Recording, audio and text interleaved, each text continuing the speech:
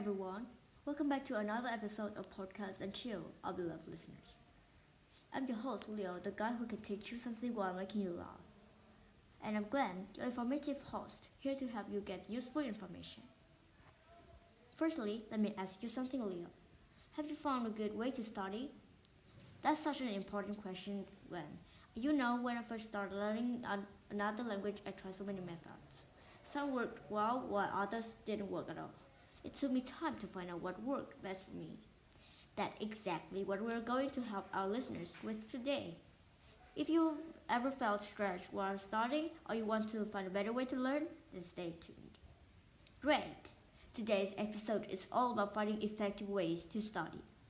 We'll explore different learning techniques, how to stay motivated, and how to make your study routine more interesting. Are you ready to come with us? Let's get started.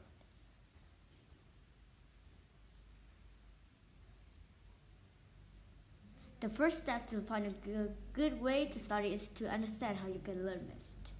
You might not realize this, but everyone has their own way to learning that works best for them. That's right. For example, some people learn better by listening. This is called auditory learning.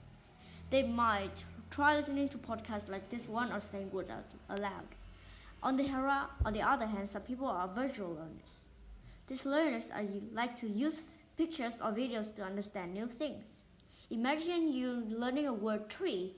A visual learner might look at the picture of a tree. What other types are there, Leo?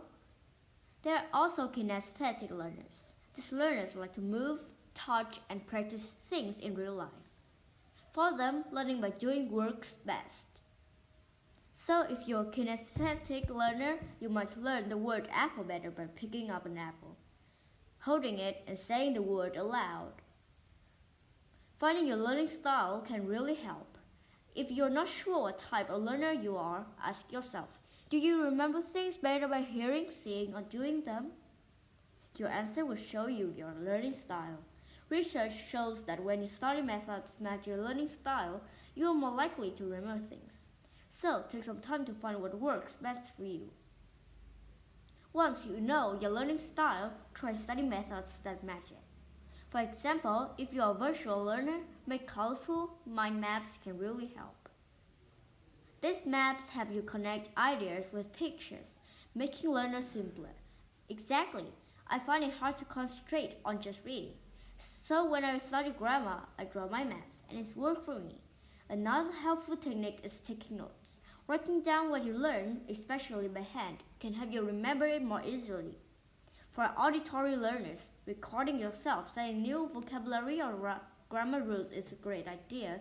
Later, you can listen to the recordings while walking, cooking, or relaxing. That's a great tip. For kinesthetic learners, using flashcards is a simple and effective method. Write the English words on one side of the card and the translation or the picture on the other side. Shuffle the cards in your hand and test yourself. It's a practical way to learn your words. Flashcards can feel boring at first thought. How about starting in groups? Group activities work well for all learning styles. For example, you can role-play everyday situations, like ordering food at a restaurant and asking their directions. Pretend you are in the real situation and practice your answers. It makes learning fun and feels less like studying. That sounds great. These technicals make your learning process more fun and interesting. The key is to try different ways until you find what works best for you. Alright, after finding the right study method and study partner, what do we do next? It's important to stay active while learning. Active learning is not just passively reading or listening. For example, if you're learning a new grammar rule, don't stop at just understanding it. Use it to write your own sentences or try explaining the rule to a friend. That's a great idea. Teaching others is a great idea to learn better. Studies show that explaining something helps you remember it. Even if you just pretend to teach, it can really help. Another idea is to practice speaking out loud. Let's say you've learned a word like gratitude.